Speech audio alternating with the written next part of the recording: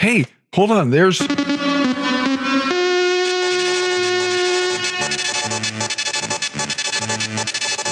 You have news, Dr. Perkins.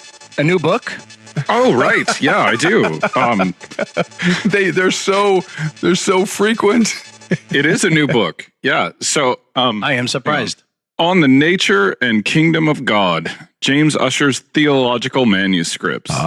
Just out with Westminster Seminary Press. And so tell us what your role was and how people can get a copy of this. So probably the best place right now, as we're recording, is WTS Books, because they have it actively for sale. Amazon has a link, but I think because of delays, they've perhaps given up hope temporarily. and it's not going. But WTS Books, and it's on sale presently at WTS Books, so you can get a good price on it as well. This book is a volume of translations of never before published manuscripts. So this is a diglot edition, which means the manuscripts that were never printed are transcribed. The Latin is on the left-hand side. The English is on the right-hand side. That's so cool.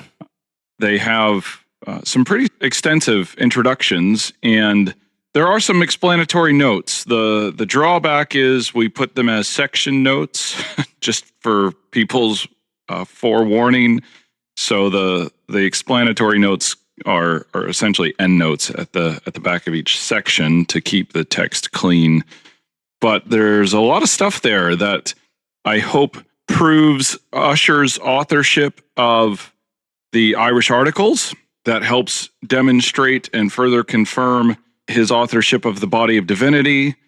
There's some essays in there that I hope help demonstrate his connection to the Westminster Assembly and things like that. So I was the translator and editor for the text. I wrote the essays. Any of the essays and introductions, I wrote them. Todd Rester of Westminster Seminary is the series editor. So this is volume 1 of a new series, Historic Texts in Reformed Theology, which aims to be a series of diglot editions, critical texts to provide Latin and English translation that they hope will be useful in training people in languages and research. And even some of the things in this volume may be helpful in terms of teaching paleography, because we've noted the conventions that we use to help people trace, what did we have to supply? What did we have to expand in terms of abbreviations, that some of them were standard, some of them were idiosyncratic, and things like that. So tell us again what the title is. On the Nature and Kingdom of God. By? James Ussher's Theological Manuscripts. Okay. And tell us in 60 seconds, who was James Ussher and why should anyone care?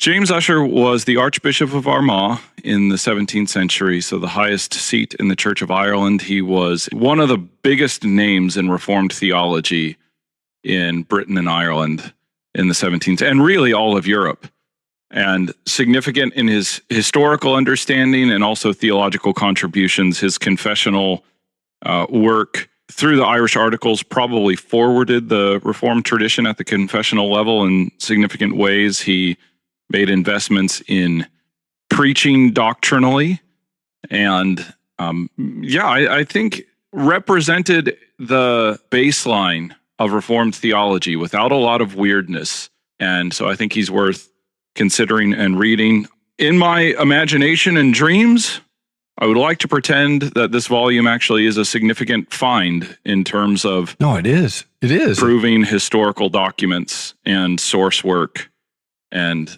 those sorts of things. So the theology may not be that exotic, but I hope that what the source work does makes real historical contributions. Yeah. No, this is important because, as you say, he's an important source and progenitor, in a sense, of the Westminster standards. We wouldn't want to say he influenced them. Some people would say that, but we on this podcast would never say. We know better. Would never say that. His work was appropriated by members of the assembly. He was winning friends and influencing divines. Yes. If influencing were a thing, yes, that would be right. I could read one of the endorsements here Read the whole to this book. very effect, which I think is pertinent to these comments. Harrison Perkins' translation and edition of Ussher's theological manuscripts is a remarkable feat of textual and linguistic scholarship, bringing to light invaluable contributions to 17th century theological debate. More than a recovery of historical texts, this volume offers a masterclass in careful handling of theological influence. In quotation marks. That's from influence Clark? in quotation marks. No. Oh, And provides a model for thinking critically and constructively about the circulation of ideas in the early modern world. And that is actually by Bruce Gordon, professor of ecclesiastical history at Yale. Very nice. I was very satisfied with the list of endorsers that we got for this. It's more than the usual suspects in my mind. All right. So, are they suspect? No.